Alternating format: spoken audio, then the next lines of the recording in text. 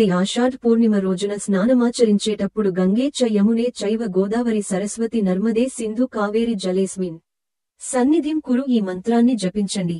దీనివల్ల శరీరం, ఆత్మ కూడా శుద్ధి అవుతాయని నమ్మకం.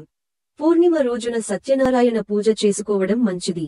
లేదంటే ఓం శ్రీ సత్యనారాయణాయ నమః మంత్రాన్ని 108 సార్లు జపించాలి. దీని ప్రభావంతో సుఖసంతోషాలు వస్తాయని చెబుతారు. ఆషాఢ పూర్ణిమ రోజు గురు పూర్ణిమ. ఈ రోజు గురువులను పూజించేటప్పుడు ఓం గురుభ్యో నమః మంత్రాన్ని జపించాలి. గురువుల ఆశీస్సులతో జీవితం విజయవంతమవుతుంది. ఆషాఢ పూర్ణిమ రోజు సాయంత్రం తులసి దగ్గర దీపం వెలిగించిన తరువాత ఓం శ్రీ తులస్యై నమః మంత్రం జపించండి. దీనివల్ల ఇంట్లో లక్ష్మీదేవి స్థిరంగా ఉంటుందని నమ్మకం.